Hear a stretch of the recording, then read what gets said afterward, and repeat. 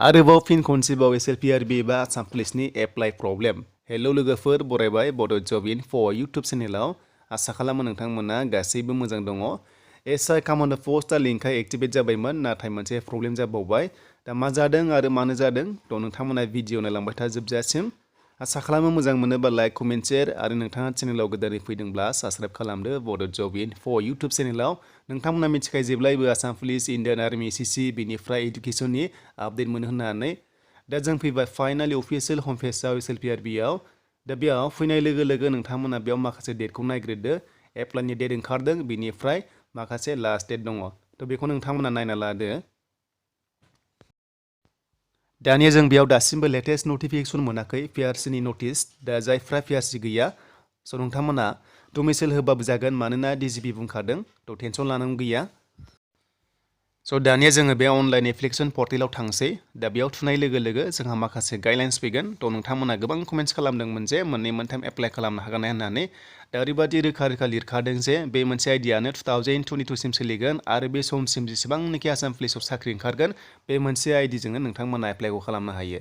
दा बेखायनो जों बेयाव लगिन खालामसै आरो जायफ्रा रेजिस्टार खालामाखै नोंथांमोना रेजिस्टार खालामना ला।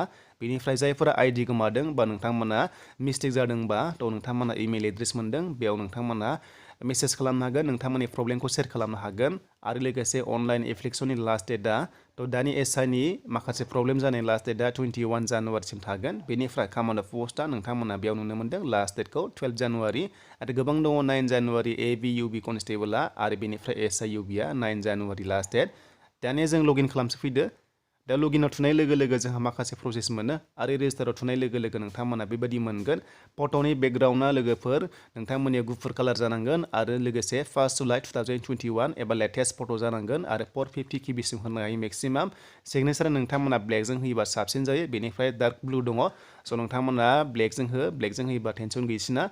बेनिफ्राय PRCनि अनगायै नोंथांमोना डमिसाइल होबाबो जागोन, मानोना DGP बुंखादों PRC लानांगौआ जोबोद प्रब्लेम जायो, मानोना प्रसेस गोलाव दङ, लं प्रसेस दङ।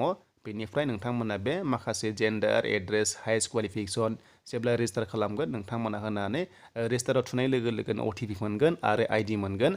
आरो जेब्ला ID मोनगोन नोंथांमोना लगिन खालामनानै एप्लाइ खालामनो हायो। अके, थ' बेखौ आं सिगांनि भिडिअ होखाबाय, नोंथांमोना नायदो डिसक्रिपसनाव। दानिया जों बोरै लगिन खालामनांगौ, जों दानिया बेयाव आइडिखौ होनानै जोङो लगिन खालामदो, नोङो जेब्ला ID मोनो। स' बेनिफ्राय लगिन खालामनाय लोगो लोगो बेयाव माखासे अपसन ओंखारो, जेराव नोङो इलिजिबोल जागोन बेयावनो एप्लाइ अपसन ओंखारगोन। थिग बेबायदिनो बेयाव ओंखारदों आरो माखासे एप्लाइ जाबाय। स' बेनिफ्राय दानिया 4 नाम्बाराव फैबाय SI कामान्ड पस्टआव एप्लाइ अपसन ओंखारबाय। दा बेयाव ओरैबायदि प्रब्लेम जादों लोगोफोर, माखासे पस्टआव जे बेवहाय बिनाय दंमोन क्वालिफिकेसना जास्ट ग्रेजुवेट बिनाय दंमोन, डिग्रि पास जानाय लोगो लोगो एप्लाइ खालामनो हायो। नाथाय लोगोफोर बेयाव दानिया एसे प्रब्लेम जादों, थ' बेखौनो जों बेयाव नायनोसै। अके, स' दानिया जोंहा बेयाव सेभ एन्ड प्रसिडआव थुना होदो आरो बेबायदि थुनाय लोगो लोगो नोंथांमोना बेयाव SI कामान्ड मोनखागोन, टिक मार्क होदो, बेनिफ्राय सेभआव थुना होबावदो। दा थुनाय लोगो लोगो बेयाव ओंखारबावगोन, सेलेक्ट खालामनानै नोंथांमोना सेभ एन्ड प्रसिडआव थुना होबावदो, मानोना प्रिफारेन्सआ मोनसेल' पस्ट नालाय, थ' बेखायनो बेयाव जागोन।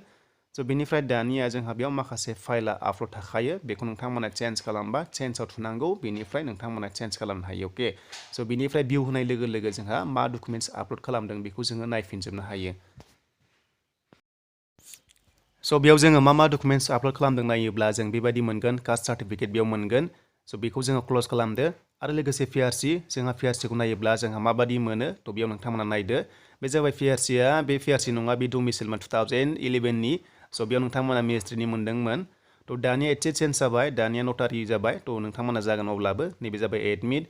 बेनिफ्राय दानिया जोंहा माखासे डिटेल्सखौ नायबावनोसै। बेयाव एड्रेसखौ नोंथांमोना दङबा गासैबो डिटेल्सखौ नोंथांमोना होफिनजोबनांगोन। बेनिफ्राय सेमबा नोंथांमोनाहाय चेन्ज खालामनाय गोसो बायदि हागोन आरो, थ' बेखौ जों सेभ खालामबावबाय।